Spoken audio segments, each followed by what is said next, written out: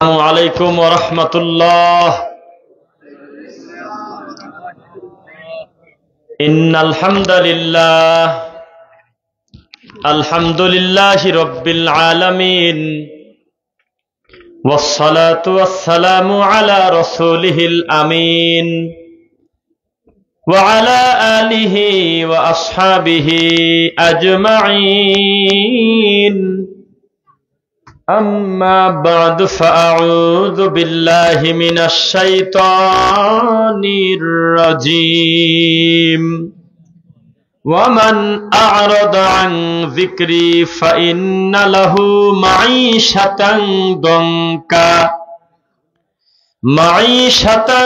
ضنكا ونحشره يوم القيامة أعمى قال رب لما حشرتني أعمى وقد كنت بصيرا قال كذلك أتتك آياتنا فنسيتها وكذلك اليوم تنسى قال النبي صلى الله عليه وسلم من يرد الله به خيرا يفقهه في الدين اللهم صل على محمد وعلى آل محمد كما صليت على إبراهيم وعلى آل إبراهيم إنك حميد مجيد اللهم بارك على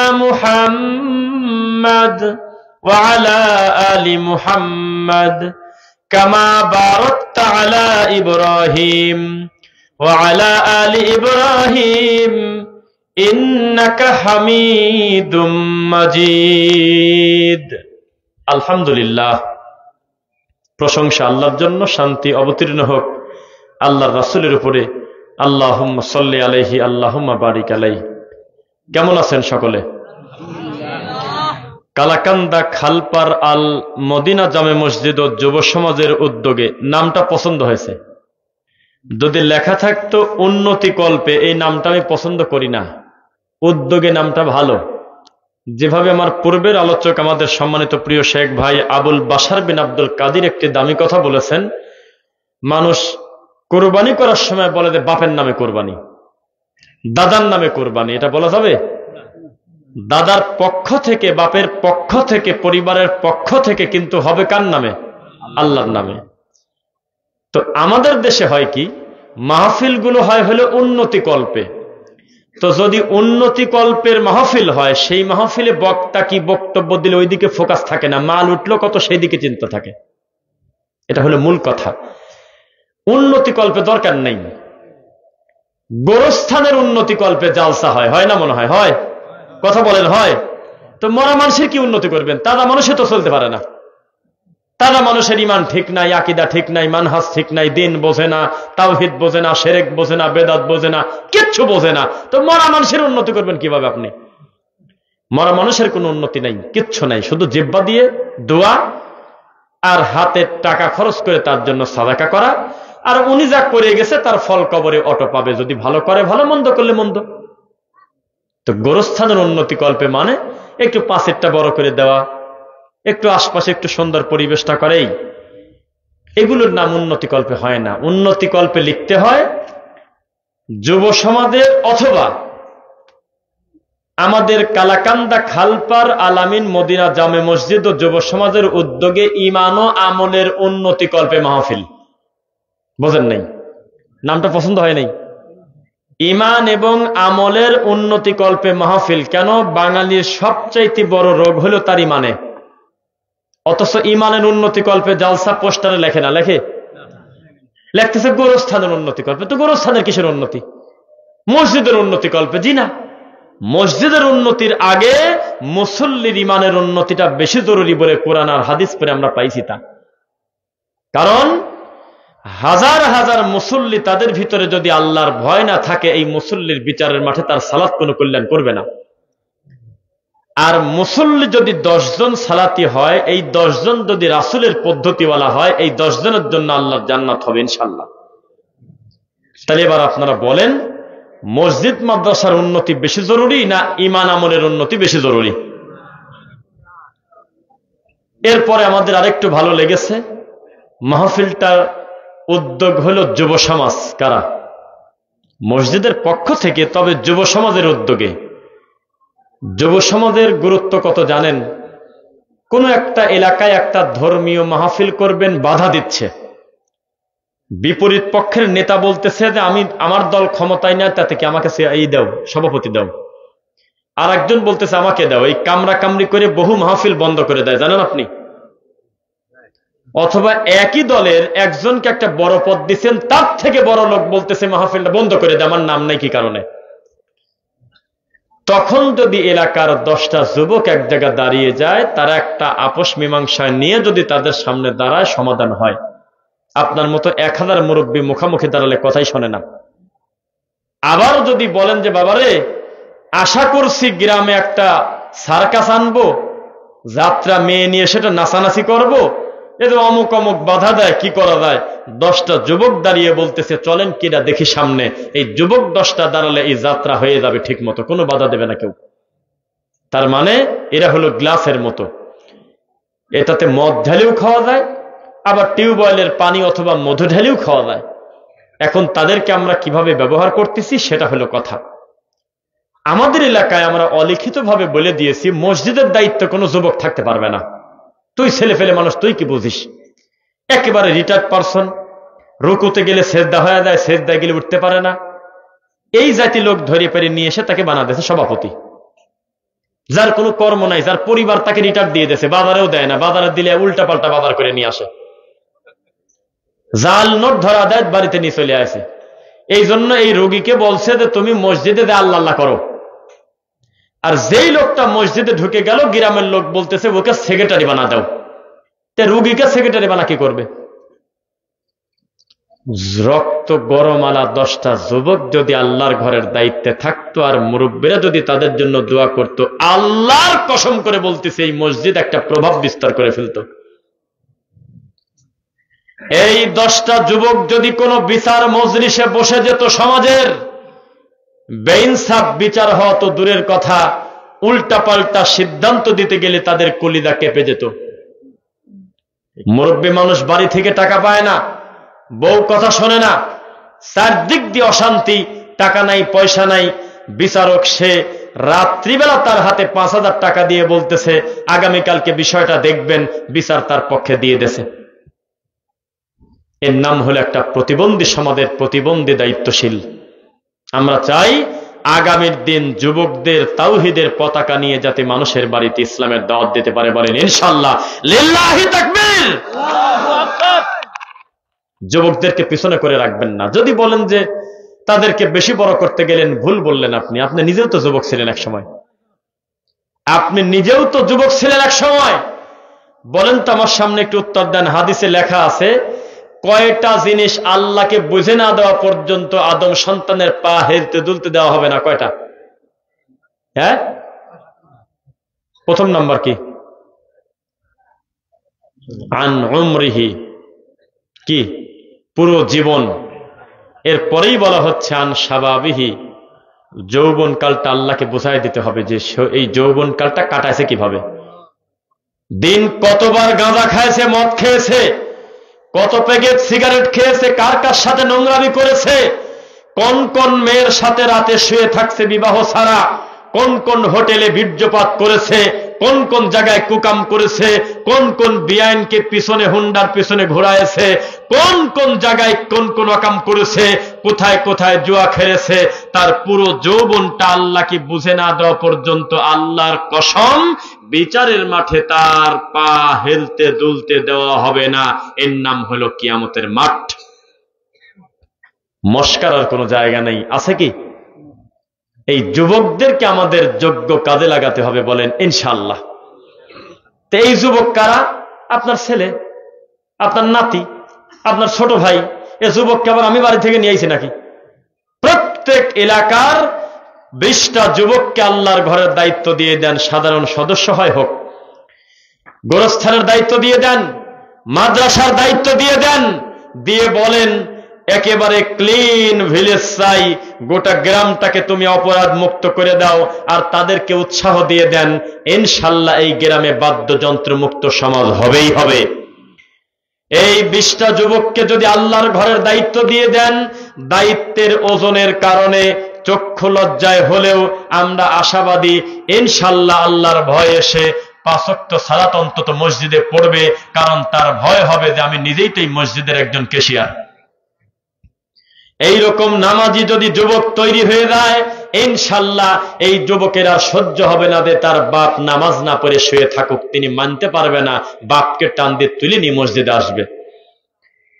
এই কথা বলেন না? কি কথা বলে? একদম নিঃশ্বাসের আওয়াজও যেন জোরে না হয়। একটু পরেই চলে যাব 200-500 মাইল ফাঁকে, কে কাকে খুঁজে বেড়ায়, কথাগুলো থেকে যাবে কিনা? এই যে কষ্ট করে মাহফিল সাজাইছেন, এই যে টাকা পয়সা খরচ করছেন, এই যে জ্বালা যন্ত্রণা, 15টা গাড়ি বদল করে এই দিন যে খারাপ অবস্থা চলতেছে সারা দেশের, আশা আমাদের আশা দেওয়া সার্থক হবে তখন যখন আমাদের কথার দ্বারা আপনি একটু উপকৃত হবেন ইনশাল্লাহ। মা বোনরাও কথা বলবেন না? তো যে কথা বলতেছিলাম, আমরা আপনাদের ব্যাপারে আমাদের কঠোর কিছু সতর্কবাণী আছে। আপনি কষ্ট পাবেন না, রাগ করবেন না, তবে আমি সত্য বললে আপনি সাপোর্ট দিবেন। এই গ্রামে জন্মগ্রহণ করেছিলেন আপনি আজকে থেকে 60 বছর আগে, 50 বছর আগে। এখন পর্যন্ত একটা বিবাহ দেখাতে পারলেন না যেই বিবাহ নবীর পদ্ধতিতে বিবাহ হচ্ছে, গান বাজনা ছাড়া। এখন পর্যন্ত একটা অনুষ্ঠান দেখাতে পারতেছেন না যে ছেলে মেয়ে অবাধ মেলামেশা ছাড়া, বেপর্দা ছাড়া। তখন আপনার বুঝতে হবে এটা ভালো সমাজ না, এটা একটা গজবের সমাজ।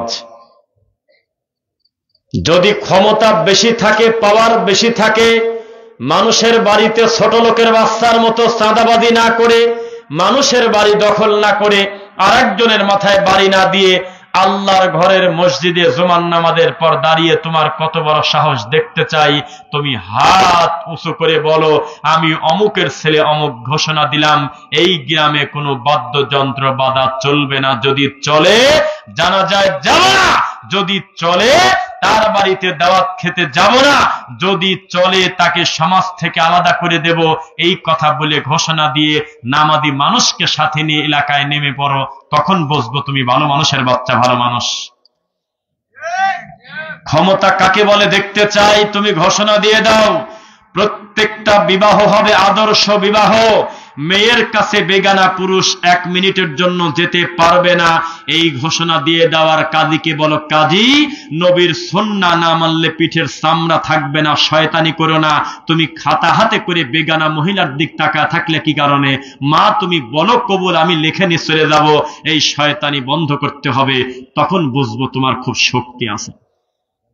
ঘোষণা দিয়ে দেন, একটা বালেগা মেয়ে যদি বেপর্দা বেহাপনা হয়ে অর্ধ উলঙ্গ হয়ে পুরুষের বেশধারী পোশাক পরে 1 মিনিট যদি রাস্তায় বের হয়, কার মেয়ে কার বোন, মানুষের সামনে তাকে আমরা শাস্তি দেব, নইলে ছাড়বো না। তখন বুঝবো যে তোমার ক্ষমতা আছে। তুমি ছেঁচড়ামো করে মানুষের দোকানে দেওয়া সাদা চাও কি ভাই ছোট লোক, এদের একটা ক্ষমতা হলো নাকি? জমিদারের বাচ্চার মতো মসজিদে দাঁড়িয়ে বলো, আমি 5 ওয়াক্ত সালাত আদায় করি, আমি আপনাদেরকে দাওয়াত দেই, এরপরেও যদি আপনারা না পড়েন আমরা সমাজবাসী ছাড়ব না।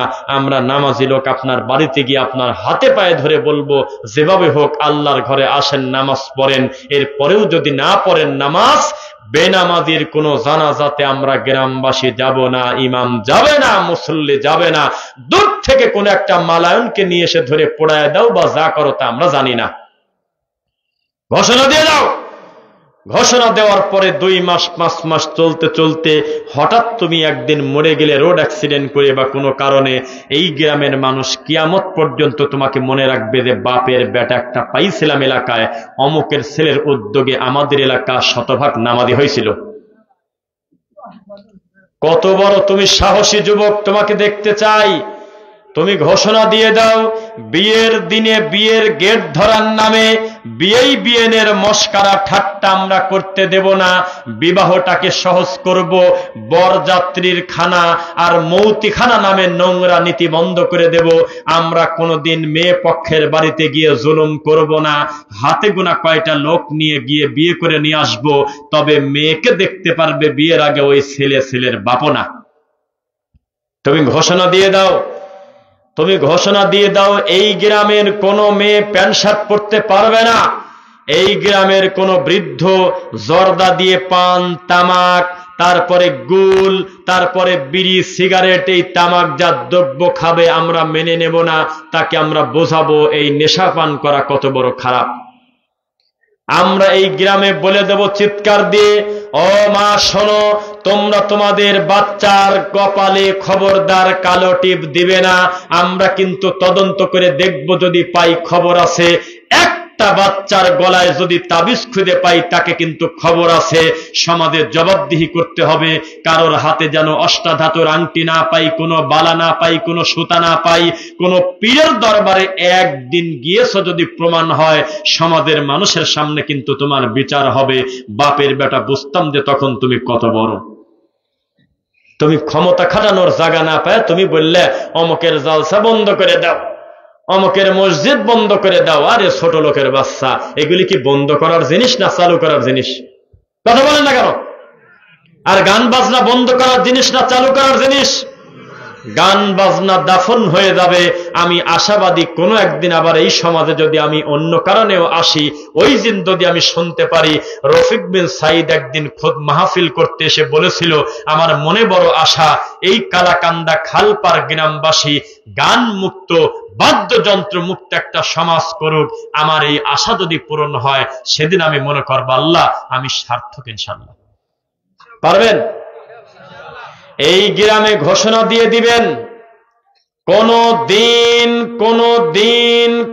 দিন কোন পুরুষ মানুষ আমরা টাকনোর নিচে কাপড় পরে রাস্তাঘাটে ঘুরবো না।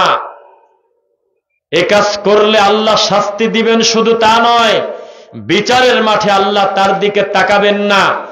আমরা ঘোষণা দিচ্ছি মসজিদের মেম্বরে, মাহফিলের মাইকে, কোন পুরুষ মানুষ টাকনোর নিচে কাপড় পরবেন না। মা আসফালা মিনাল কাবাইনি মিনাল ইজারি ফাফিন্নার। কোন পুরুষ যদি টাকনো ঢেকে কাপড় পরে, এ কারণে তাকে জাহান্নামে যেতে হবে। বলেন নাউজুবিল্লাহ। ঘোষণা দিয়ে দেন, সমাজে বলে দেন, পুরুষের বেশধারী নারী, নারীর বেশধারী পুরুষ জান্নাতে যাবে না, গন্ধ পাবে না। ওই দায়ুসকে বলে দেন, যেই লোকটা নিয়মিত সালাত আদায় করে, তাহাজ্জুদ পড়ে, কিন্তু ছেলের বউ বেপর্দা থাকে, ল্যাংটা হয়ে ঘোড়ার মতো ঘোরে, একেবারে 50 বছরের বয়সী বউ, এই বউটা পর্যন্ত সে রাস্তায় ছেড়ে দিয়ে আসছে, পর্দার কোনো বালাই নাই। এই ঘোষণা দিয়ে এই নোংরামি বন্ধ করতে হবে ইনশাআল্লাহ। এই সমাজের 10টা যুবক দাঁড়িয়ে গিয়ে স্কুলের শিক্ষকে ঢুকে যাবে, কিন্ডার গার্ডেনে ঢুকে গিয়ে বলবে, হুজুর, ও মাস্টার মশাই, ও বাংলা টিচার, আপনার বইতে লেখা আছে আয় ছেলেরা আয় মেয়েরা ফুল তুলিতে যাই, তাড়াতাড়ি তওবা করেন আর এই পৃষ্ঠাটা কেটে দেন, কেটে আপনি টয়লেটে ফেলে দেন। এটা একটা নোংরা শিক্ষা। ছেলে আর মেয়ে একসঙ্গে ফুল তুলতে যাবে কেন? ছেলে যাবে, মেয়ে যাবে কেন? এটাই তো একটা লুচ্চামি, এটাই তো বদমাইশি, এটাই তো শয়তানি। আয় ছেলেরা আয় মেয়েরা ফুল তুলিতে যাই, এই ফুল তুলতে তুলতে একটা ছেলে আর একটা মেয়ের পেটে বাচ্চা দিয়ে দিয়েছে। 9 বছর বাচ্চার পেটে, 9 বছর মেয়ের পেটে বাচ্চা। ঝিনাইদা কুষ্টিয়াতে মেয়ের পরিস্থিতি বড় জটিল। বিয়ে দেওয়া তো দূরের কথা, লজ্জায় বাপ মা আত্মহত্যা করতে যাচ্ছে, কিন্তু 17 বছরের মেয়ে বিয়ে দেওয়া যাচ্ছে না, 18 বছরের নিচে হলে পুলিশ ধরে নিয়ে যাচ্ছে। যাকে ভালোবেসে বলছে এটা আমার মামা, আমার মামা আমার বাড়িতে তো আসতেই পারে, কিভাবে জানি মামা একটা বাচ্চা ধরা দিছে। সাবধান, আদর্শ পরিবার যদি গঠন করতে চান, পরিবারে পর্দা চালু করতে হবে রাসূলের পদ্ধতি। বাপের কাছে পর্যন্ত ছেলের বউ নিরাপদ না। ছেলে থাকে প্রবাসে, ওখান থেকে খবর পেয়েছে, হাতে নাতে ধরা পড়েছে, তার আব্বার সাথে তার বউ হলো কুকাম করে ধরা পড়ছে। কাকে কি বোঝাচ্ছেন আপনি? আমরা বুঝি, পড়াশোনা করি না, দেখি না আমরা অনলাইনে সাবধান, আগামীর দিন কিন্তু একটা প্রতিবন্ধী সমাজ হতে যাচ্ছে। এখন থেকে যদি আপনি সতর্ক না হন, যুবকরা যদি জেগে না ওঠেন, পরকীয়া এমন একটা পর্যায়ে গিয়েছে, কার বউ কোনটা, কার স্বামী কোনটা বোঝা বড় দায়। আপনাকে সম্মান দিল, আলহামদুলিল্লাহ। কথা বোঝা যাচ্ছে? আচ্ছা, এই যে গতিতে বসে আছেন, আমি আপনাদের প্রতি খুশি। এটা ঠিক রাখতে পারবেন তো ইনশাল্লাহ? এই যে নীরবে একটা কথা বলতেছেন না, সবাই আমার মুখের দিক তাকায় আছেন, এটা আমি খুশি হয়ে গেছি। আল্লাহ তুমি খুশি হয়ে দাও। তবে একটু কষ্ট দিতে চাচ্ছিলাম, পরবর্তীতে যারা আসবে যাতে আপনাকে ডিঙিয়ে আসতে না হয়। আমার কথার গ্যাপেই একেবারে কষ্ট করে এলোমেলো সিরিয়াল করে একটু ভেঙে দিয়ে বসেন ভাই, একটু এলোমেলো করে বসেন, কথা শোনেন, একবারে ভেঙে এলোমেলো করে বসেন, একে অন্যের গাছ সাথে লাগায় বসেন, ঠান্ডা পড়তেছে। আর আমরা ওই বক্তা না যে কানে হাত দিয়ে কারণ ছাড়াই 2 ঘন্টা পরে কাঁদিয়ে চলে যাব, জি না, আমরা ভেঙে ভেঙে কথা বলবো জীবন ঘনিষ্ঠ বিষয় পরিবর্তনের আশায়। 1 ঘন্টা থেকে সর্বোচ্চ 1 ঘন্টা 10 মিনিট মনোযোগ দিয়ে শুনবেন, ইনশাল্লাহ আপনার কিছু না কিছু কল্যাণ হবে ইনশাল্লাহ। যে কথা বলতেছিলাম, সমাজের পরিস্থিতি বড় খারাপ।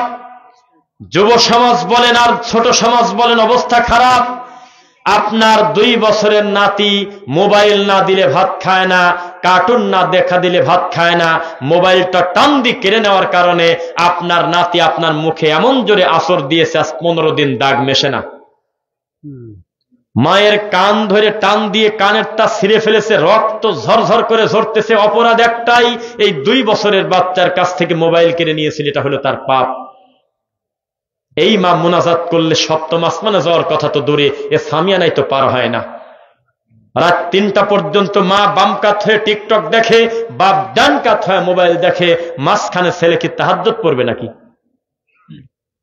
ছেলে যায় নামাজ কাকে বলে চেনে না, দান সাদাকা কাকে বলে চেনে না। মসজিদের আজান ছেলের কান পর্যন্ত যায় না, কেননা 5 ওয়াক্ত মসজিদের আজান যে মুয়াজ্জিন দেয়, এই আজানটা তার মার আর তার বাপের কান পর্যন্ত যায় না, কারণ তার বাপ আর মার 2 জনেরই কানে হেডফোন। সমাজ প্রতিবন্ধী সমাজ হচ্ছে। মাঝে মধ্যে আমি বলি, আপনার ছেলের চোখ পরীক্ষা করবেন, 5 বছরের বাচ্চার চোখ যদি ভালো থাকে তাহলে আমি মিথ্যুক। ভালো একটা আই স্পেশালিস্টের কাছে দেখান, ওই লোকটা বলতে বাধ্য হবে এই বাচ্চার চোখ 30% খারাপ। যে পরিমাণ মোবাইলের দিকে রাত 12টা-1টা পর্যন্ত আমরা তাকে থামানোর জন্য মোবাইল দেখাচ্ছি, আগামীর দিন একটা প্রতিবন্ধী সমাজ হতে যাচ্ছে। সাবধান হন। সকালবেলা ব্রেকফাস্ট করে যারা মদ দিয়ে, তারা হলো ইহুদি খ্রিস্টান। দুপুরে লাঞ্চ করে গাঁজা মদ দিয়ে, তারা হলো ইহুদি খ্রিস্টান। ইভিনিং এ সন্ধ্যায় যারা নাস্তা করে মদ দিয়ে, তারা হলো ইহুদি খ্রিস্টান। রাত্রিবেলা ডিনার করে মদ দিয়ে, তারা হলো ইহুদি খ্রিস্টান। ঘুম যদি চোখে বেশি আসে, মাঝে মধ্যে চোখে তারা মদ মারে। পানির থেকে বেশি ব্যবহার হয় হলো তাদের কাছে মদ। এই মদ যারা খায় তারা পর্যন্ত গুগলে লেখছে, আপনি টান দেন যে নেশাদার দ্রব্য পান করলে মানুষের ক্যান্সার হওয়ার সম্ভাবনা সবচেয়ে বেশি। এখনো নামাজি টুপিওয়ালা হুজুরের মুখে হাকিমপুর জর্দা। ফতুয়া নেওয়ার জন্য সব সময় হুজুরের কাছে যেতে হয় না। কিছু ফতুয়া ইহুদি খ্রিস্টানরাও দেশে, কারণ ওই ফতুয়া নেব এই কারণে, কারণ এই জিনিসটা ডেলিভারি দেশে ওই শয়তান তারা। আমাদের এই দেশের লোক ইয়াবা চিনছে, মদ চিনেছে, কিন্তু তারা চেনে নাই জর্দা কত বড় ক্ষতিকারক জিনিস, নেশাদার দ্রব্য। মুদমিনুল খামরি কাআবিদি ওয়াসান। বিচারের মাঠে একদিনও মন্দিরে না যাওয়ার পরেও বিচারের মাঠে তারা মূর্তি পূজারীর সিরিয়ালে থাকবে, শুধুমাত্র জর্দা দিয়ে আর নেশাদার দ্রব্য পান করার কারণে। এখন পরিস্থিতি কোন দিকে আপনি বলেন? শরীয়ত বড় কঠিন, এটা মস্কারার জায়গা না। আপনি এসএসসি পাস করার পরে ইন্টারে কোন কলেজে ভর্তি হবেন, এই পূর্ণ স্বাধীনতা আপনার আছে কিনা? আপনি টেক্সটাইলেও ভর্তি হতে পারবেন, ইন্টারে ভর্তি হতে পারবেন, যে কোনো কলেজে বাংলাদেশে আপনার পূর্ণ স্বাধীনতা দেওয়া আছে এসএসসি পাশের পরে।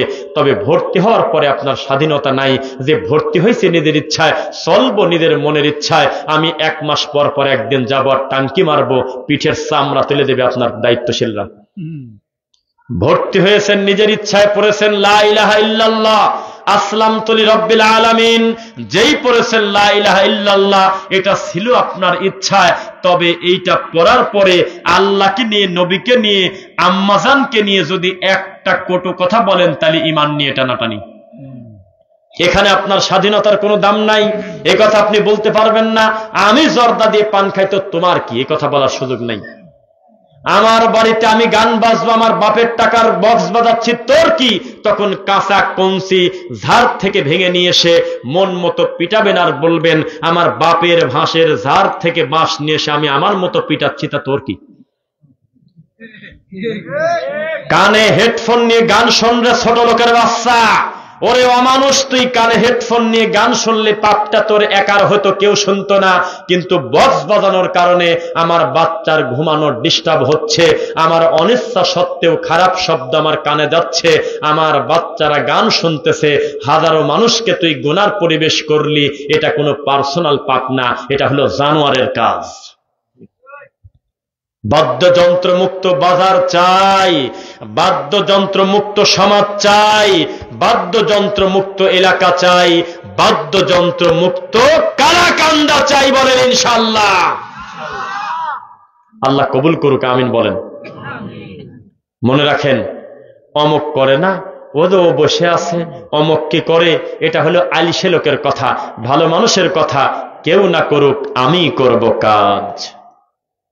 ভালো মানুষ বলবে আমি আমার থেকে পরিবর্তনটাকে শুরু করি, কেননা আমার রব আমাকে বলেছে কু আনফুসাকুম হলো আগে।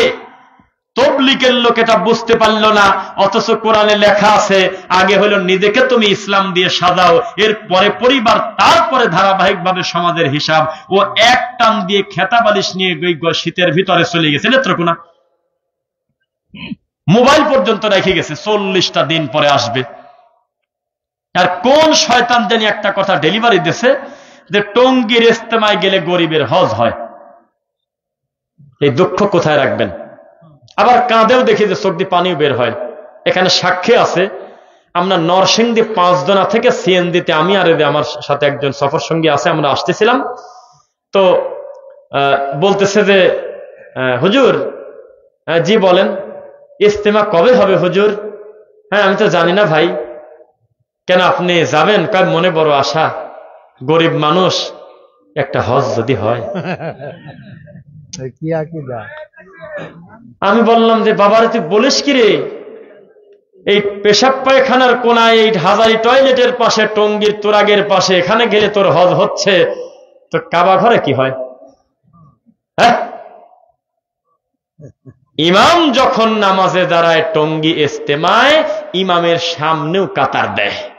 আব্দুল্লাহপুর মানে টঙ্গীর বিরুদ্ধে ওই মাথায় খাড়া গেছে, কারণ উইর কেবলা কোনটা, ওদিকে কামারপাড়া, ওদিকে স্টেশন রোডের মাথা, ওইদিকে টঙ্গী ব্রিজ, এইদিকে আপনার ওই টিএনটির মাথা টাথা দিয়ে একবারে পুরাটা ব্লক করে গোল হয়ে নামাজ পড়তেছে। এটা কি কাবাঘর? সি সি সি সি সি, বলেন তো দেখি, কাবার দক্ষিণে যারা, তাদের কেবলা কোনটা? কায়দা তো একটা করেছি। কাবার পূর্বে যাদের বাড়ি, তাদের কেবলা কোন দিক? তাহলে কি আমাদের কেবলা কি পশ্চিম না কাবা? বুঝে কথা বলবেন, আমাদের কি পশ্চিম নাকি কেবলা কোন দিকে? আমাদের পশ্চিম হয়, এটা হলো কথা, কিন্তু মূলত আমরা কেবলার দিকে সালাত পড়ি। তো টঙ্গীতে যারা সালাত পড়ে, ইমাম দাঁড়ায় হলো টঙ্গীর একেবারে পাঁচিরের শেষের দিকে, তো পাঁচিরের ওই পারে আব্দুল্লাহপুর 10 নম্বর সেক্টরের মুখে যারা নামাজ পড়ে 9 নম্বর সেক্টরে, ওরা কারা? ইমামের সামনে যা নামাজ দেওয়া যায়। তাহলে বোঝা গেল অফিসিয়ালি আমাদের এই দেশে জাহেল পয়দা হয়।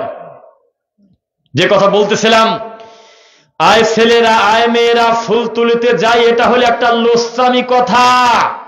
বলতে হবে আয় ছেলেরা ফুল তুলিতে যাই, আমার বাপের খ্যাত অনুমতি দেশে বাপ তাই।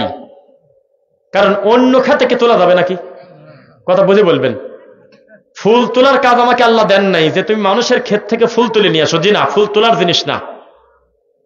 কেননা এই খ্যাত আমার বাপের না। যদি আমার বাপ অনুমতি দেয় যে তুমি তোমার বন্ধুদেরকে নিয়ে প্রতিদিন কিছু ফুল ছেড়ে নিয়ে আসো, তখন আমি মেয়ে নিয়ে যেতে পারবো না, আমি ছেলে নিয়ে যাব। রাগ করতেছেন মনে হয়। তাহলে বোঝা গেল আমাদের এই দেশে অফিসিয়ালি আমাদের ভুল শিক্ষা দেওয়া হয়। ও মুসলমান, ঢাকা উত্তরা থেকে যখন আমরা ময়মনসিংহের উদ্দেশ্যে গাড়িতে উঠলাম, হোক না আলম এশিয়া, হোক না এনা, হোক না অন্য কোনো গাড়ি, দেখবেন কিছু গাড়িতে ড্রাইভারের সিটের পাশে লেখা থাকে ব্যবহারে বংশের পরিচয় থাকে কিনা? হ্যাঁ, কথা বলেন না কে? এর থেকে মিথ্যা কথা, এর থেকে নোংরা কথা, এর থেকে ফাহেসা কথা, এর থেকে বাজে কথা দুনিয়াতে হতে পারে না, খুব কম। ব্যবহারে বংশের পরিচয় কথাটা শুনতে ভালো লাগে, কিন্তু একটা নোংরা কথা। আমি যদি 10টা টাকা কম দেওয়ার জন্য আমি যদি ওই কন্ট্রাক্টরের সাথে ঝগড়া করি, আমার নিরীহ বাপের অপরাধটা কি? আমার বংশের লোকের অপরাধ কি? আমি যদি কারোর সাথে বাসে উঠে মারামারি করি, আমার এলাকার লোকের অন্যায়টাকে একটু বলেন, আমি শুনবো। আমার এলাকার লোককে আমাকে বলে দিয়েছে যে তুমি যা মারামারি করো, তুমি যা ওর সাথে নোংরামি করো, তাহলে বোঝা গেল আমি যে আপনার সাথে খারাপ ব্যবহার করছি বাসে, এই অপরাধ আমার নিজের, আমার পরিবার আর আমার বংশের কেউ না। কোরআন মাজিদ বলতেছে লা তাজিরু ওয়াজিরাতুম উযরা উখরা, কেউ কারো বোঝা বহন করবে না।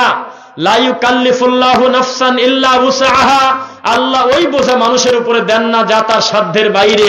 তাহলে আমি আপনার সাথে খারাপ ব্যবহার করলে আমার বংশের কি? এইরকম হাজার হাজার মিথ্যা কথা ছোটবেলা থেকে আমাদের কাগজে কলমে শেখানো হয়। এজন্যই তো যুব সমাজকে জেগে থাকতে হবে, যাতে শুধু কোরআন হাদিস প্রচার হয়, বলেন ইনশাআল্লাহ। বোঝা কি যাচ্ছে? এই যে আমি কয়েকটা আমল দিয়ে গেলাম এলাকায়, আমলগুলো কি পছন্দ হয়েছে? এক, এলাকায় বেনামাজি রাখবো না, যেভাবে হোক দাওয়াতি কাজ করে এলাকায় 100% নামাজি করব, পারবেন নাকি? 2, যেভাবে হোক আমরা রিস্ক নিয়ে ইমামের সহযোগিতা নিয়ে এই সমস্ত সম্মানী মানুষদেরকে সাথে নিয়ে আমরা ঘোষণা দেব বেনামাজির কোনো জানাজায় আমরা অংশগ্রহণ করব না, পারবেন? 3, যেই বাড়িতে বাদ্যযন্ত্র বাজবে, বিকট গান বাজনা বাজতেছে নিয়মিত, তাদের সাথে আমাদের কোনো মুআমালাত থাকবে না, কোনো সম্পর্ক থাকবে না, ঘোষণা দিতে পারবেন নাকি? আমার এই কথা এই সমাজের লোক রাখবে আমি তা জানি না, তবে যদি একবার জুমার নামাজের পরে কালকে ঘোষণা দিয়েই দেয়, এত আশা করে বক্তা নিয়ে আসলাম, কত দরদ নিয়ে বলে গেল আমার এলাকায় নামাজের সংখ্যা যাতে বাড়ে, আমাদের এলাকায় সুদখোরের সংখ্যা যাতে কমে যায়, এই চেষ্টা করে গেল। আমরাও একটু ঘোষণা দেই, এই সমাজে যদি কেউ 1 টাকা সুদ খায় আর সুদের উপরে অবিচল থাকে, তার সাথে কোনো আত্মীয়তা করব না, সম্পর্ক করব না, সুদ বাদ দেওয়ার আগ পর্যন্ত। পারবেন? কই ইনশাল্লাহ তো নাই, কই কথা তো জবান বের হয় না, বুঝলাম না। পারবেন ইনশাল্লাহ? লিল্লাহি তাকবীর, আলহামদুলিল্লাহ। তবে আমি স্বীকার করি মাইকও পাইছি ভালো, আবার আমার উপস্থিতি শ্রোতার প্রতিও আমি সন্তুষ্ট, কারণ তারা কেউ কাউকে কোনো ডিস্টার্ব করতেছে না, গুরুত্ব দিয়ে কথা শুনতেছে, আলহামদুলিল্লাহ। আল্লাহ কবুল করুন। যে কথা বলতেছিলাম, আদর্শ সমাজ গঠন করতে হলে আদর্শ পরিবার গঠন করতে হবে। আদর্শ পরিবার গঠন করতে হলে নিজেকে আদর্শবান করতে হবে। আর আদর্শবানের সংজ্ঞা, আদর্শবানের মডেল হলেন একমাত্র মুহাম্মদুর রাসূলুল্লাহ সাল্লাল্লাহু আলাইহি ওয়াসাল্লাম। এর থেকে বড় আদর্শবান মানুষ দুনিয়াতে নেই। এটা তাকান আমার দিকে। এলাকার একটা ছেলে গার্মেন্টসে চাকরি করতে যাবে, মাওনা। কোথায়? মাওনা। ওদিকে ফ্যাক্টরি বেশি জন্য ওই নামটা এমনি বললাম আমি আর কি। তো সেখানে যাওয়ার আগে তার কি চারিত্রিক সনদপত্র পরিষদ থেকে লাগে না? আইডি কার্ড লাগে কিনা? জন্ম নিবন্ধন লাগে কিনা? লাগে। তো ওর চারিত্রিক সনদপত্র নাই। তো ওই ছেলে ইউনিয়ন পরিষদে গিয়ে বলতেছে সচিবের কাছে, কেরানির কাছে, যে আমি অমুকের ছেলে অমুক, আমাকে চরিত্রের সার্টিফিকেট দেন। দেয় না? মনে হয় না। বুঝে কথা বলেন, দেয় না? নাকি বলে যে তুই দ্বারা আমি 10টা লোক পাঠা এলাকায় খোঁজবো, তুই বিড়ি খাস নাকি, তুই কি নেশা করিস নাকি, আমি খোঁজবো, বলছে কোনোদিন? উনি সুন্দর করে একটা সিল মারি দেবে, অথচ বোঝে না যে সিলের মূল্য কত। ওই সিলের উপরে লেখা, এই ছেলে সমস্ত রাষ্ট্রদ্রোহী অন্যায় থেকে মুক্ত, আমরা সাক্ষ্য দিচ্ছি এই ছেলেটা একটা ভালো ছেলে। এর নাম হলো ক্যারেক্টার সার্টিফিকেট, চারিত্রিক সনদপত্র। একটা টিপসইতে সব হয়ে গেল। নবী সাল্লাল্লাহু আলাইহি ওয়াসাল্লামকে আল্লাহ বললেন, আপনাকে আমি দুনিয়ার কোন পরিষদ থেকে আমি সার্টিফিকেট দেব না, ইন্নাকা লাআলা খুলুকিন আযীম, আমি আসমান থেকে ঘোষণা দিলাম আপনার চাইতে দামি চরিত্রের অধিকারী পৃথিবীতে কেউ নাই। সেই রাসূলকে নিয়ে ব্যঙ্গ করে যারা, সহ্য করা যায় মনে? ইমানে কি মানে? তো সহ্য করা যায় না, তা আপনিই তো সে, আপনিই তো সে। আপনার মুখে রাসূলের পদ্ধতিতে দাড়ি নাই, আপনার মুখে রাসূলের জিকির নাই, রাসূল মানে যে জিকিরগুলো করেছেন, তাসবিহ পড়েছেন সেটা নাই, দরুদ নাই মুখ দিয়ে, সদাচরণ নাই, লেনদেন ভালো না। আপনি একজনের কাছ থেকে 10,000 টাকা কর্জে হাসানা ধার নিয়েছিলেন, স্যান্ডেল ক্ষয় হয়ে গেছে লোকটার, এখনো টাকা দেন না, ঘরে এখনো 30 মণ ধান পড়ে আছে। আপনি কেন মানুষ? আপনি যে কেবল বললেন যে মুহাম্মদ সাল্লাল্লাহু আলাইহি ওয়াসাল্লাম আমার মডেল, অথচ আল্লাহর রাসূল সাল্লাল্লাহু আলাইহি ওয়াসাল্লামের কাছে সমস্ত কিছুর আমানত ছিল এমন ভাবে ইহুদি খ্রিস্টানরা পর্যন্ত অবাক হয়ে যেত, এই মুহাম্মদ এত বড় আমানতদারি, এর থেকে বড় আমানতদারি আমরা পৃথিবীতে দেখতে পারি নাই। অথচ মুসলমানের বাচ্চার কাছে কিছু টাকা রাখলে 2 দিন পরে বলে কিসের টাকা? সমাজ বড় কঠিন, একেবারে রসানলে চলে যাচ্ছে। আল্লাহ হেদায়েত দিক, বলেন আমিন।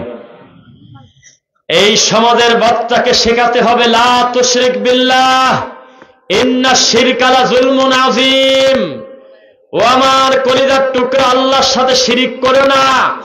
লুকমান আলাইহি ওয়াসাল্লাম তিনি কি নবী নাকি আবদান সালিহান, নাকি আল্লাহর নেক বান্দা আমরা শিওর জানি না, তবে আল্লাহ তাকে এতই ভালোবাসেন, কোরআনে তার নামে একটা সূরাই আছে, 31 নম্বর সূরা। এই সূরাতে আল্লাহ বলতেছেন, লোকমান যখন তার ছেলেকে বলল, কথাটা কতই ভালো ছিল, ইয়া বুনাইয়া লা তুশরিক বিল্লাহ, হে আমার আদরের সন্তান, আল্লাহর সাথে শিরিক করবে না। ইন্না শিরকা লাযুলমুন আযীম, নিশ্চয় শিরিক করা পৃথিবীর সবচেয়ে বড় জুলুম, কেননা এই জুলুমটা করা হয় তার রবের প্রতি। কে কার কথা শোনে? ছোট বাচ্চা কাঁদতেছে, 2 বছরের বাচ্চাকে মিথ্যা কথা বলে মা সান্ত্বনা দিচ্ছে, আর বলে কাঁদে না কাঁদে না, তোমার দাদা আসতেছে, অথচ দাদা গেছে মেয়ের বাড়িতে, আরো 3 দিন পরে আসবে। মিথ্যা কথা বললে কি কারণে? কাঁদে না কাঁদে না, এই তো তোমার আব্বা চলে আইলো, মিথ্যা কথা। ওর আব্বা গাজীপুরে রিক্সা চালায়, প্রতি বৃহস্পতিবারের দিবাগত শুক্রবারের রাতে আসে, বেচারা দিন থেকে আবার শনিবারে চলে যায়, ও মঙ্গলবারে বাচ্চা থামাচ্ছে, তোমার আব্বা আসতেছে। শয়তান মহিলা। মিথ্যা কথা বলা যাবে না, বলতে হবে আব্বু। মুখ দিয়ে গালি দিও না, বাপ মারবে তা না, মুখ দিয়ে গালি দিও না, আল্লাহ শাস্তি দিবে।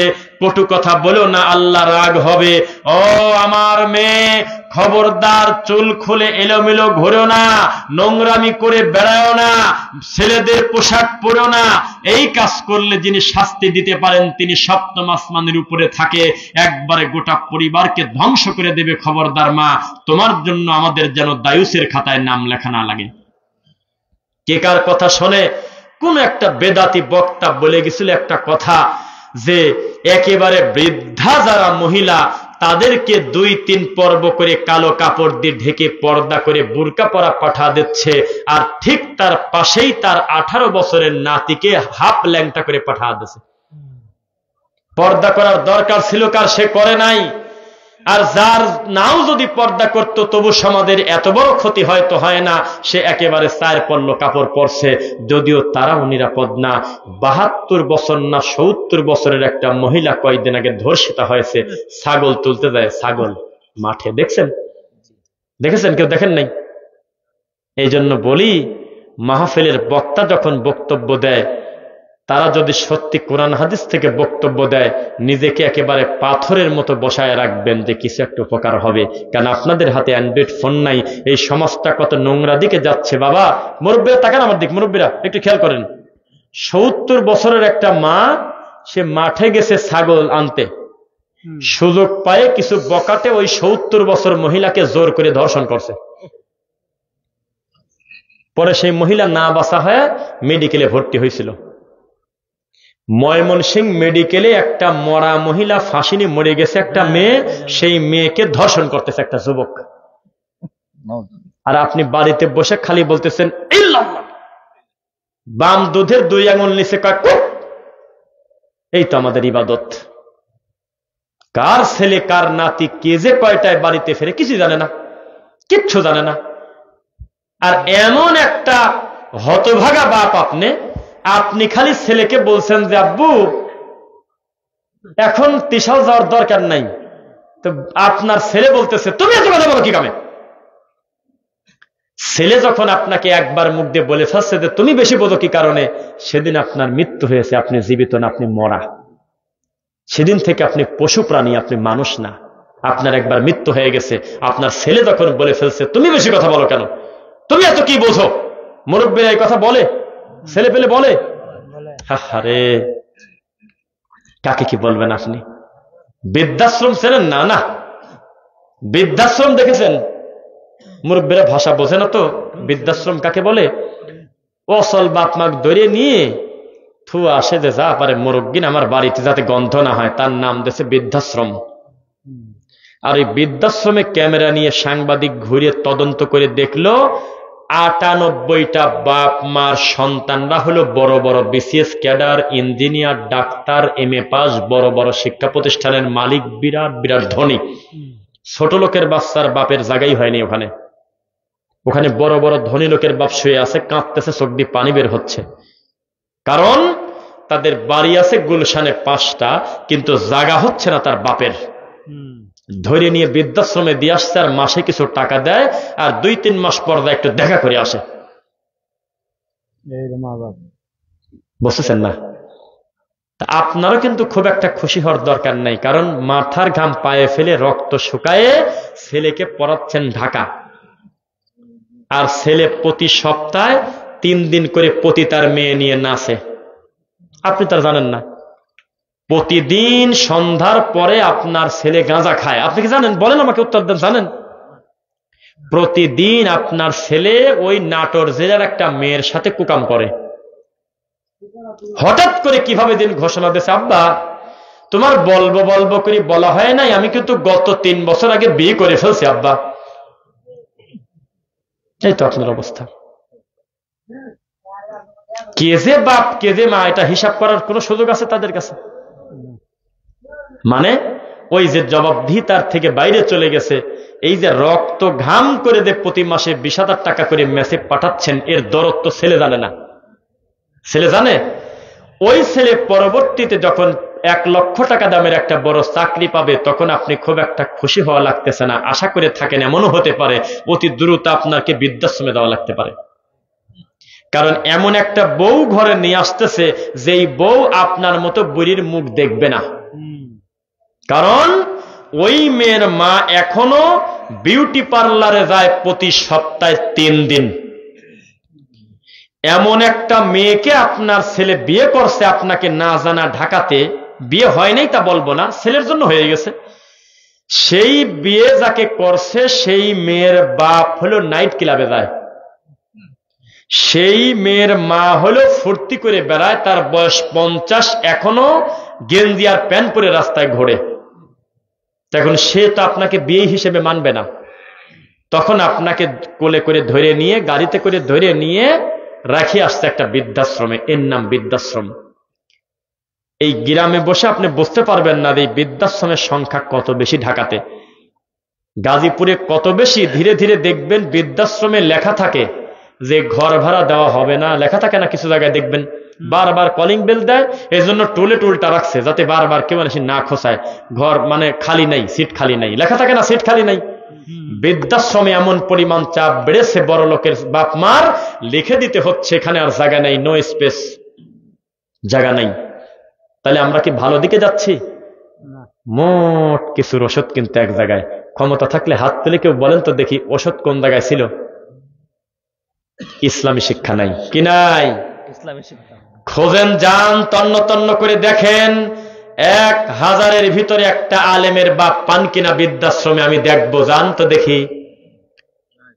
2000 কোরআনে হাফেজের একজন বাপ পাওয়া গেছে 2000-এর ভিতরে, খুঁজে দেখান, আমি দেখবো। একজন মুয়াজ্জিন হাফেজের বাপ বৃদ্ধাশ্রমে কাঁদতেছে, মরার অপেক্ষা করতেছে, আমি দেখবো। দেখান তো দেখি কয়টা আছে। পৃথিবীর কোথাও ব্যতিক্রম নাই তা আমি বলি না, তবে 99% দখলে হলো তাদের, যাদের সাথে আমার আল্লাহর এই কোরআনের কোনো সম্পর্ক নাই। বুঝতেছেন না?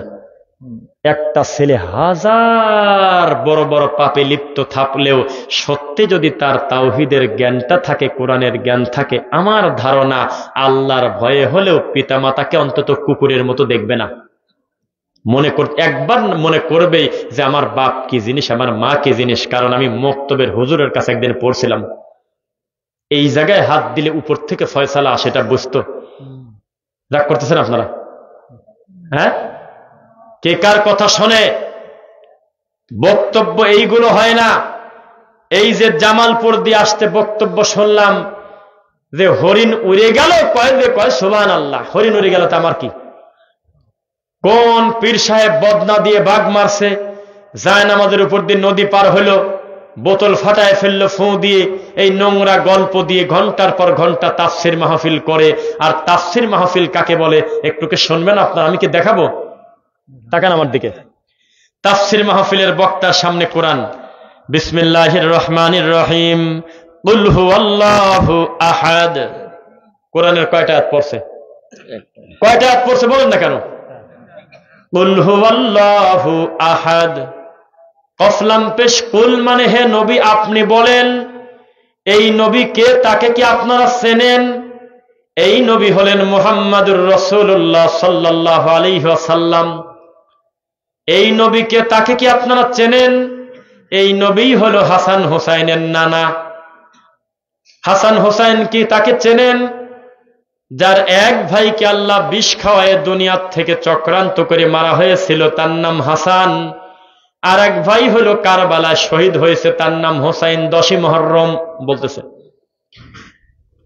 কারবালা কাকে বলে তাকে চেনেন? এই কথা বলে এক টানে 1.5-2 ঘন্টা ধরে খালি হোসাইনের কারবালার ওয়াজ করে। এর নাম হলো তাফসির। তো সভাপতি ওই লোকটার বসাতেই চলে গেছে ভাত খাবির বা কোনো কাজে। 1.5 ঘন্টা পরে এসে বলতেছে, হুজুর আপনাকে তো আমি কুল হু আল্লাহু আহাদে রাখি গেলাম, কারবালায় গেলেন কোন সময়? এর নাম হলো তাফসির। পরে কোরআনের একটা অথবা 2টা আয়াত, কিন্তু নারী ভুড়ি খেতা বালিশ ডব কোথার থেকে কি লাকার দাদা শাকার দাদা লাগায়ে কয় ঠিক কিনা বলো, কি ঠিক? জাতি ক্যান্সারে আক্রান্ত, জাতি নামাজ পড়ে না। 100% মুসলমান এই দেশে মুসলমান যারা বলে তারা মিথ্যক। এই 90% মুসলমানকে 100 দিয়ে হিসাব করলে 98 জন ফজরের নামাজ পড়ে না, এ বলে মুসলমান। এই জাতির 100 জনের 95 জন কোরআন মাজিদ বুঝে পড়তে পারে না। এই জাতির 80% লোকের উপরে আরবি কোনো অক্ষরে চেনে না, তাও কয় যে আমরা 90% মুসলমান। এদেরকে ওয়াজ করতে হবে সুদ কত বড় খারাপ, ঘুষ কত বড় খারাপ, নেশাদার দ্রব্যের ভয়াবহতা পরিস্থিতি কত কঠিন, জেনা ব্যভিচার কত বড় খারাপ, পরকীয়াটা কোন পর্যায়ে গিয়েছে, এই বিষয়ে তুমি বক্তব্য দাও যাতে হাতে হাতে ফল পাওয়া যায়। তুমি কানে হাত দিয়ে খালি কাঁদো কি কামে? বুঝতেছেন নাকি? আমার এই বক্তব্য একটু মা বোনরা অখুশি হতে পারে, তবে আমি বলি, আপনি আপনার দেবরকে যদি আদর করে ভাই বলে ডাকেন আর যদি বলেন যে আমার ছোট ভাইয়ের মতো, তাই বলে যদি কাছে টানেন, তাহলে আপনি একটা অসভ্য মহিলা। এটা ভাই না। আর আপনার শাশুড়ি কিভাবে জানি বলছে যে বড় ভাই হলো মায়ের মতো বড় ভাবি, তাহলে আপনার মাও একটা রোগী। আর ভাবি কোনোদিন মা না, ভাবি হলো তোমার জন্য কাল সাপ। গোকরা সাপ কারোর বাড়িতে থাকলে থাকুক, একজনকে কামড় দিলে বাকি গোটা পরিবারের সবাইকে কামড় দেবে না। ধরতে পারলে মারেন বা সরায় দেন, ভিন্ন কথা। কিন্তু দেবর আর ভাবির সঙ্গে যদি সম্পর্ক ভালো থাকে, আর যদি ইয়ারকি ফাজলামোর অবস্থা থাকে, আর ওই বাড়ি থেকে যদি ওই লোক যদি একবার বিদেশ যায়, ওর বস সাথে পরকিয়া ওই লোক করবেই। এটা হলো এই সমাজ। শ্বশুরের কাছে নিরাপদ না, চাচার কাছে নিরাপদ না, মামার কাছে নিরাপদ না, ভাতিজার কাছে নিরাপদ না। এই মেয়ে তার দেবর আর ভাবির হোন্ডার পিছনে ঘুরতেছে, আর ওই ছোট লোক বিদেশে বসে বলতেছে আমার আপন মার পেটের ভাই, অসুবিধা কি? অসুবিধা কি? কন্ডম ব্যবহার করে তাই, তাছাড়া বাচ্চা নিয়মিতই হইতো। নবী বলেছেন ওই সমাজের উপরে আল্লাহ লানত গজব চলে আসবে, কিয়ামত হবে। যেই সমাজে জিনা ব্যভিচার হলো সহজ আর বিবাহ হলো কঠিন, 18 বছরের ছেলেকে বিয়ে দেয় না, কিন্তু 18 বছরের ছেলের হাতে 4 লাখ টাকা দামের হুন্ডা দিয়ে দিয়েছে। যাই ছোট লোক, তুই যে 4 লাখ টাকা দিয়ে হুন্ডা দিলি, এর থেকে অর্ধেক টাকা খরচ করে যদি তুই একটা বউ ধরা দিতি, দুনিয়ার সবচেয়ে নিয়ামত, দামি নিয়ামত পেতে ছিল এই মুহূর্তে। তাহলে হস্তমৈথুন করতো না, নিজেকে ধ্বংস করতো না, খারাপ ছবি দেখতো না, নেশাদার দ্রব্য থেকে অনেকটা বেঁচে যেত। এখন যদি তার বউ নিয়ে ছেলেটা ঘুমাতে পারত, কারণ এখন তার যৌবন। আর তুমি কি বলো, কয় যে আমার আর একদিনকার ছেলে হাতে পায়ে লম্বা হয়েছে, তাই নাকি? আর বহু জায়গায় লম্বা হয়েছে, তুমি কানা, তাই তুমি চোখে দেখো না। এই ছেলেকে সময় মতো বিয়ে দিয়ে দাও, বড় বড় পাপের রাস্তা ইনশাল্লাহ বন্ধ হয়ে যাবে। বিয়ের পরেও কেউ অকাম করেন আমি তা বলবো না, তবে সংখ্যা খুবই কম। বিবাহের আগে মানুষ বিচ্ছিন্ন চলাফেরা করে, মিথ্যা না সত্য? আজকেই বাড়িতে গিয়ে নিয়ত করেন, আগামী কালকে অথবা পরশুদিন ছেলের বিয়ে দেওয়ার ব্যবস্থা করে দেবো, বলেন ইনশাল্লাহ। কারণ আপনার ছেলে আর আপনি সহ বাড়িতে 7 জন লোকের রান্না হয়, 8 নাম্বার লোক বাড়িতে আসলে কি তার ভাত হবে না? ছোট লোক, ভাত হবে না? 7 জনের রুজি উপর থেকে আসে না নিচ থেকে আসে? মাটি রিজিক দেয় না গো বাবা, রিজিক আসে উপর থেকে। অফিস সামা ইরিজকুকুম ওয়া মা তুআদুন, আসমান থেকে রুজি আসে। যে আল্লাহ 7 জন মানুষকে খাওয়াতে পারে, সে কি নোয়াখালী থেকে একটা মেয়ে নিয়ে এসে বিয়ে দিলে এই মেয়ের খানা দিত না আল্লাহ? তোমার মতো অসভ্য বাপ আর মা খুঁজে পাওয়া যায় না। তুমি 25 বছরের একটা ছেলেকে বলতেছো কেবল পড়াশোনা শেষ হলো, একটা চাকরি আগে পাক। চাকরি পাওয়ার পরেও বিয়ে দেয় না, কয় যে একটা প্রমোশন হোক, তাও বিয়ে দেয় না। কয় যে আগে বাড়িঘর সারুক, নিজের পায়ে দাঁড়াক। ছেলে কি প্রতিবন্ধী, নিজের পায়ে দাঁড়াতে পারে না? সময় থাকতে মেয়েকে বিয়ে দিয়ে দেন, ছেলেকে বিয়ে দিয়ে দেন। কারণ আপনার অত বড় মেয়ে আর এক ঘরে থাকে, একাই থাকে না, একটা বাটনওয়ালা মোবাইলও আছে অন্তত। আপনার বউ জানে, কেউ না জানলে আপনার কাছে বলে না, তাই ওর কাছে ছোট্ট একটা ভিডিও ফোন আছে, রাত 3টা পর্যন্ত অন্য ছেলের সাথে কথা বলে। আর আপনি বসে আছেন যে মেয়েটার আগে বিয়ে পাশ করাবো, তারপরে তো বিয়ে।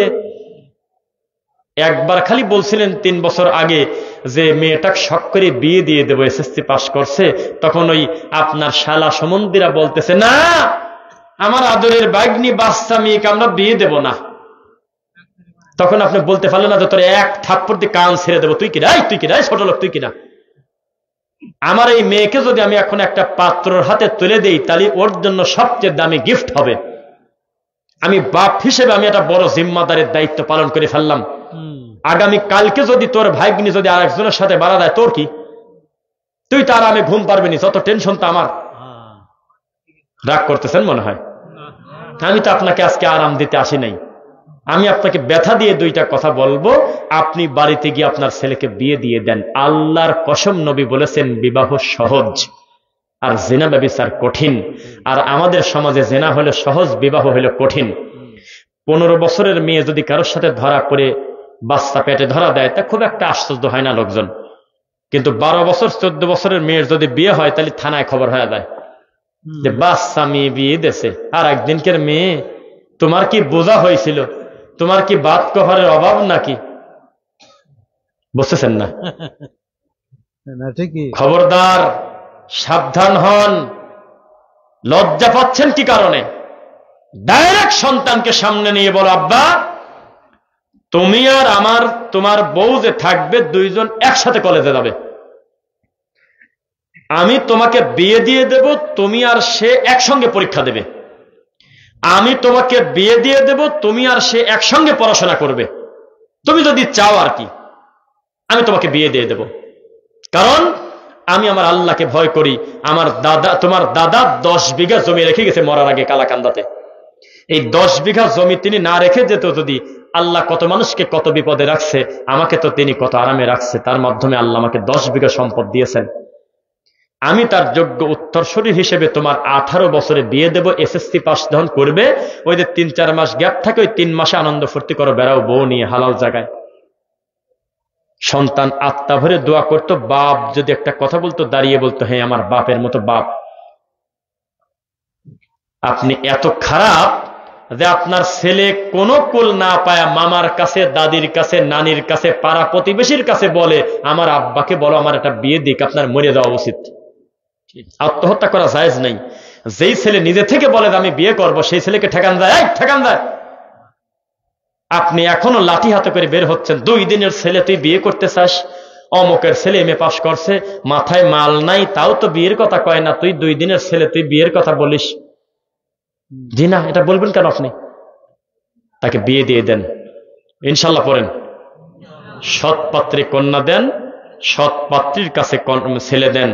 চেষ্টা করুন, বুক ছেড়ে আল্লাহ দেখতে বলে নাই, তবে বাহ্যিকভাবে চেষ্টা করবেন, দিনদারিত্ব প্রাধান্য দিয়ে আল্লাহ এই বিবাহ বারাকা দিবেন। একজন মেয়ে আসবে যার রোজি নিয়ে আপনার চিন্তা হচ্ছে, হতে পারে সেই মেয়ের হাত ধরে আল্লাহ 30 জনের রুজিতে বরকত দিতে পারে। পারে কিনা? বউটা বাড়িতে আসার পরে কত টেনশন আপনার বউয়ের। আপনার বউ বলে, পণ্ডিত বিয়ে করলো, কথা শোনে না, বিয়ে করেই ছাড়লো, কি খাওয়াবেন এখন বউটার? এই কথা যদি কোনো ছেলের মা বলে, এই ছেলের জীবনে কি সুখ আর থাকে? এই দুঃখ কাকে বলবে? মা বলবে, আব্বা তুমি আমার কাছে কলিজার টুকরা আগের মতোই আসো, সোনার চাঁদ আমার বুকে আসো। আমার বাড়িতে 4টা মেয়ে ছিল, বিয়ে দিয়েছি, একটা মেয়ে আমার কাছে নাই, আমি একটা মেয়ে পাইছি, আমি মেয়ের মতো হয়তো দেখতে পারবো না, তবে আমি সার দিয়ে ভালোবাসা দিয়ে তাকে রাখবো, পরিবারটা সুন্দর হতো কিনা বলেন? 18 বছর পর্যন্ত মেয়ের ঘাড় তারামো সহ্য করছে, ডানে যেতে বলতে মেয়ে গেছে বামে, একটা কথা মেয়ে শোনে নাই। অথচ পরের মেয়ে আসছে মাত্র 1.5 মাস, কোনো একটা কথা এদিক সেদিক হয়েছে, শাশুড়ি বলতেছে দাজ্জাল, বজ্জাত মেয়ে, এমন একটা নোংরা কথা মেয়েটাকে বলে দিল, মরা পর্যন্ত মেয়ে আর শাশুড়িকে মূল্যায়ন করতে পারল না, কারণ সে হলো নারী, সেও তো মানুষ। মিথ্যা বললাম মনে হয়? সারাদিন ছেলেটা 12 ঘন্টা ময়মনসিংহ থেকে ডিউটি করে ফুলবাড়িয়াতে, বেচারা সন্ধ্যার পরে গাড়ি ধরে আসলো, গোটা শরীর ক্লান্ত, কত পরিশ্রম, কত বছর ধমক, কত কষ্ট, কত বেতন, কত ঝামেলা। বাড়িতে যখন ঢুকতেছে, মা বলতেছে কাল নাগিনী কি করছে জানিস?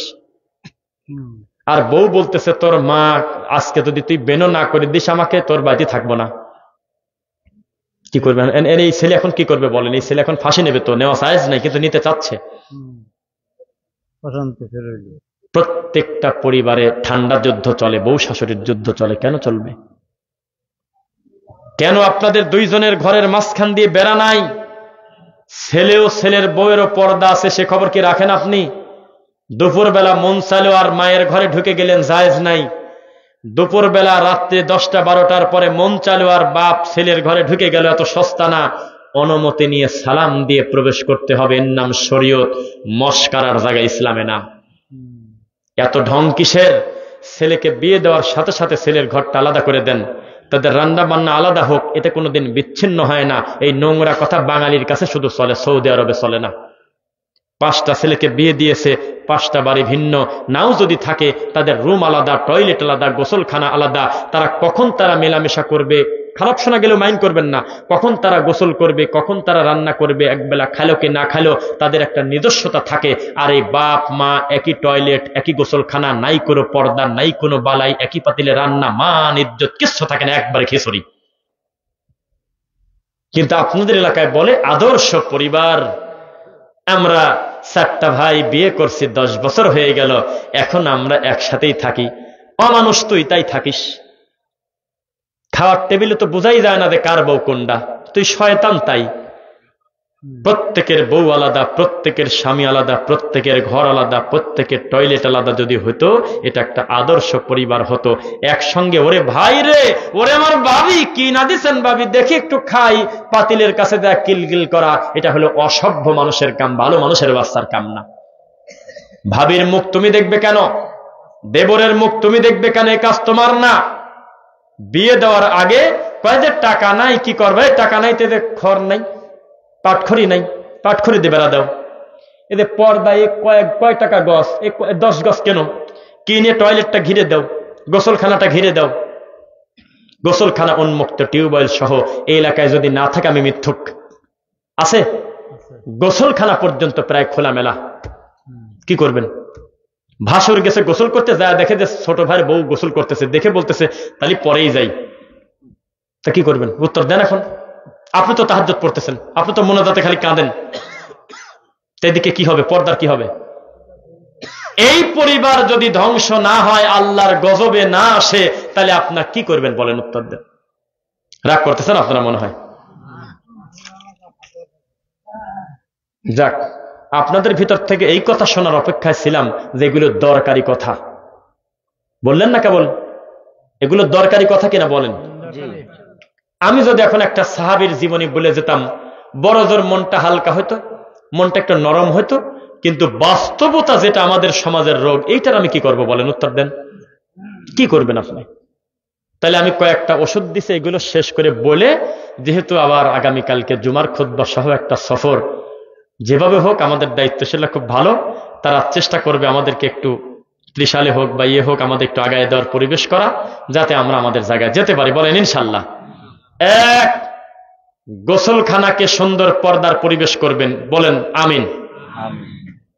টয়লেটকে চেষ্টা করবেন একটু প্রাইভেসি রাখার, কে ঢুকতেছে কে বের হচ্ছে বোঝা যাতে না যায়। রান্নাঘরটাকে সুন্দর পরিবেশ করবেন। দুই ভাইয়ের ঘরের মাঝখানে মিনিমাম একটা পর্দা হলেও থাকবে, পারবেন নাকি? না হলে ঘরটা ভিন্ন করে দেন, দরজা ভিন্ন করে দেন, টিন দিয়ে আলাদা করে দেন।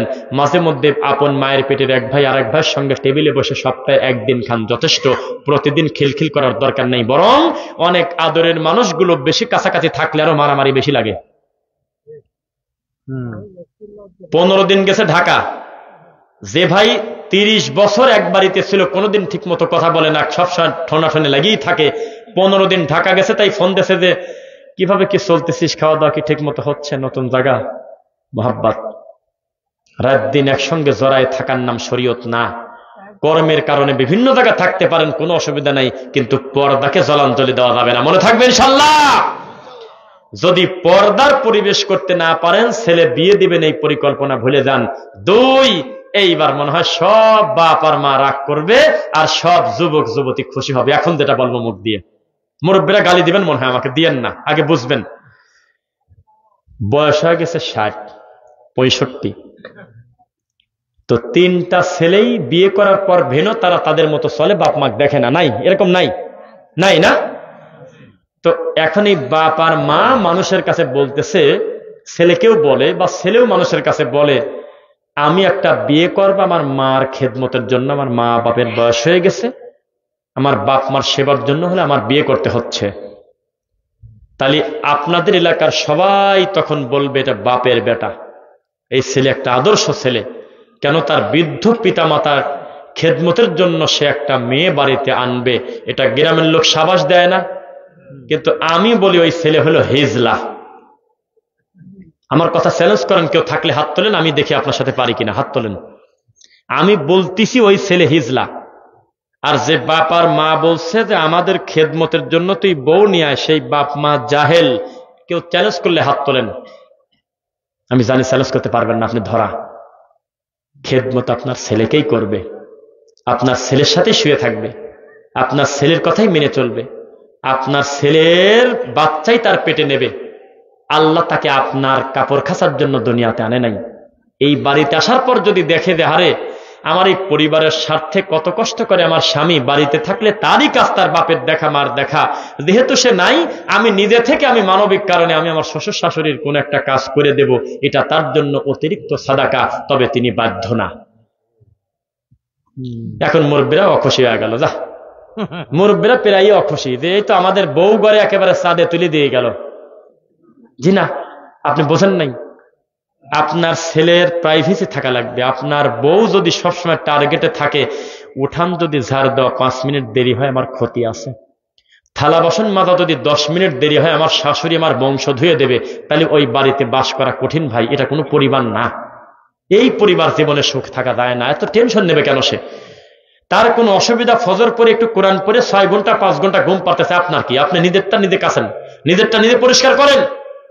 অথবা আপনার ছেলে একটা অতিরিক্ত কাজের লোক নেবে, কিন্তু বউকে পিটাতে পারবে না, বড় জোর বলতে পারবে তুমি কাজটা করো, আমার জন্য অনেক ভালো হয়, আমারই করা উচিত, মায়ের জন্য এই কাজটা, খাতা কাপড় খাসা, মা বয়স হয়ে গেছে, ওষুধটা ঠিক মতো দেখা, তবে আমি ছেলে, আমি এই পরিবারের স্বার্থে দৌড়াদৌড়ি করি, আমার আমানত হিসেবে আমি তোমার কাছে রেখে গেলাম, তুমি আমার মাকে একটু দেখো। দেখতো না? দেখতো কিনা? ছেলে আসি বউকে মারে আর বলে আমার মার ওষুধ দিস নেই কেন? তুই আমার মার কথা শুনিসনি কি কারণে বল। পিটানো শুরু করছে। না এরকম হিজলা কিছু পুরুষ, মা বউ কাউকে মুখামুখি করবেন না, মার সাথে তুলনা কারো নাই। আছে কি বলেন? আছে, আছে, আছে। আবার বউ তার জায়গায় তারও বিশাল মর্যাদা। আপনি কাউকে খাটো করে কাউকে বড় করতে পারবেন না। প্রত্যেকের মর্যাদা তার তার জায়গায় আল্লাহ অনেক দিয়েছেন। দিয়েছেন কিনা? কেন? আপনি যার সাথে প্রতিদিন ঝগড়া করেন, এই ঝগড়ার দৃশ্যটা আপনার নিরীহ এই নিষ্পাপ নাতিগুলো তাকায় দেখে, আপনাকে মূল্যায়ন করতে পারবে না। প্রত্যেকে তার আসলের দিকে টানে। এই মায়ের কাছে কিন্তু রাত্রিবেলা শুয়ে থাকে, তখন কিন্তু বোঝে আমার এই আদরের মাকে আমার দাদি যাচ্ছে তাই ভাষায় গালি দিল, জীবনে মরা পর্যন্ত আপনার জন্য দোয়া করতে পারবে না, কোনোদিন পারবে না। নিষ্পাপ বাচ্চা যদি দেখতো আমার মা, আমার আব্বা, আমার দাদা, আমার দাদি কত সুন্দর মোহাব্বত, এক অন্যের সাথে মিষ্টি করে হেসে সালাম দিয়ে কথা বলে, কতই না ভালো হতো। কয়েকটা আমল দিয়ে বক্তব্য শেষ করব।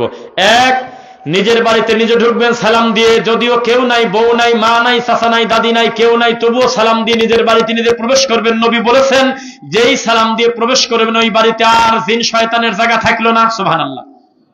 দুই, সহবাস করার সময় রাসূলের পদ্ধতিতে দোয়া পড়বেন।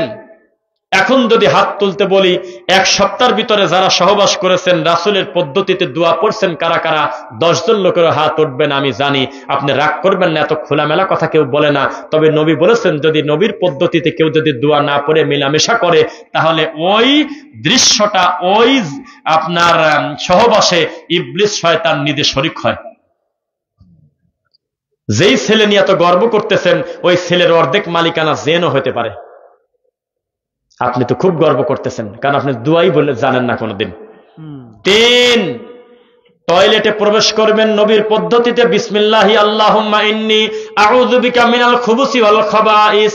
এই কথা যদি না পড়ে টয়লেটে ঢোকেন, আপনার ল্যাংটা ছবি দেখে ফেলবে ইবলিস, জিন। ফতোয়া উল্টা দেন, আমি দেখবো দেখি। ও মা, ও বোন, ও দাদা, ও চাচা, সবাইকে বলি টয়লেটে ঢোকার পূর্বে দোয়া আছে না নাই? এই দোয়া কি সবাই প্রতিদিন পড়েন? আপনারা পড়েন না? পড়বেন ইনশাল্লাহ? পড়বেন নাকি? আর বেশি কথা বলবো না, আরো কিছু আমল দেই। ছোট বাচ্চার টিপ দিবেন না, মিনিটে মিনিটে নিরীহ বাচ্চার ছবি তুলে তুলে ফেসবুকে দিবেন না, নিজের বউয়ের ছবি ফেসবুকে দিবেন না, নিজের ভাইয়ের ছবি ফেসবুকে দিবেন না, কথায় কথায় নিজের ছবি নিজে ফেসবুকে আপলোড দিবেন না। মানুষের নজর লাগা সত্য, সহিহ বুখারীর হাদিস, নবী বলেছেন আল আইনু হাক্কুন, নজর লাগা সত্য। ব্যক্তিত্ব অর্জন করবেন, মিনিটে মিনিটে নিজের ছবি ফেসবুকে পোস্ট দিবেন না। বলেন ইনশাআল্লাহ? মনে থাকবে? আর ছোট বাচ্চাকে মাগরিবের আযানের টাইমে মা বোনদেরকে বলি মুরগি তোলার আলসেতে ওই হাঁস খুঁজতে গিয়ে এই বাচ্চাকে আপনি উঠানের উপর রেখে যাবেন না, সারা রাত বমি করবে। নবী বলেছেন এই সময় দুষ্ট জিন চলাফেরা করে। বোঝা যাচ্ছে? যাই হোক, আমরা আর কথা বলতে চাচ্ছি না। আমরা স্টেজ থেকে নেমেই আমরা অতি দ্রুত চলে যাব যাতে আমাদের গন্তব্যে যেতে পারি। কমিটি তারা তাদের কথা রেখেছে। অত্যন্ত পরিচ্ছন্ন একটা মাহফিল করলাম। এখানে কোনো অতিথি ভোট চাইতে আসেন নাই, রানিং বক্তব্য ঠেকায় দিয়ে কেউ কোনো মস্কারা করে নাই। আমরা সুন্দর একটা মাহফিল পেলাম। আমাদের ডানে বামে যারা বসে আমাদের কথা শুনতেছেন, দায়িত্বশীলরা, সভাপতি সাহেবরা, তারা অত্যন্ত বিনয়ী, আলহামদুলিল্লাহ, কোনো বিরক্তি করে নাই। বহু লোক দেখবেন রানিং বক্তব্য ঠেকায় দিয়ে মাইক নিয়ে উনি ভাষণ দিচ্ছে, কয় আমি একটু সালাম দেবো, হুজুর অনুমতি দেন। সালাম দিচ্ছে 25 মিনিট ধরে, শয়তানি করে মাঠ নষ্ট করে লোকজন বিরক্ত হয়ে উঠে চলে গেল। তখন বলতেছে আমি আমার সংক্ষিপ্ত বক্তব্য এখানেই ডেলিভারি দিলাম। এরকম বেয়াক্কেলি লোক আছে কিনা? বক্তার বক্তব্য 5 মিনিট বেশি হলে শ্রোতা খুশি হয়, আর একটু শুনি, কিন্তু অতিথি বক্তব্য দিতে দেওয়া যদি 5 মিনিট দেরি করে লোকজন রাগ হয়। আজকের মাহফিলটা আমার কাছে একটা ব্যতিক্রম লাগছে। এখানে কেউ কাউকে ডিস্টার্ব করে নাই। আল্লাহ তুমি গ্রামবাসীকে দিনের জন্য কবুল করো।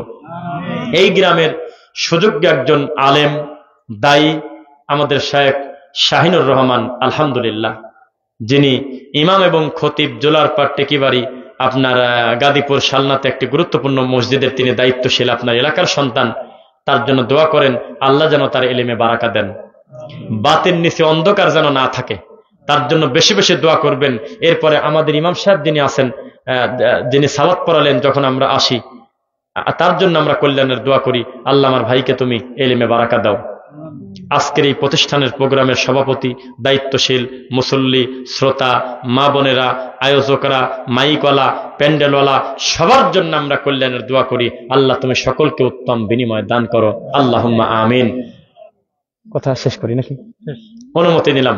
আমার সাথে একটু সবাই দোয়া পড়েন তো দেখি। সুবহানাকা আল্লাহুম্মা রব্বানা ওয়া বিহামদিক আশহাদু আল্লা ইলাহা ইল্লা আনতা আস্তাগফিরুকা ওয়া আতুবু ইলাইক।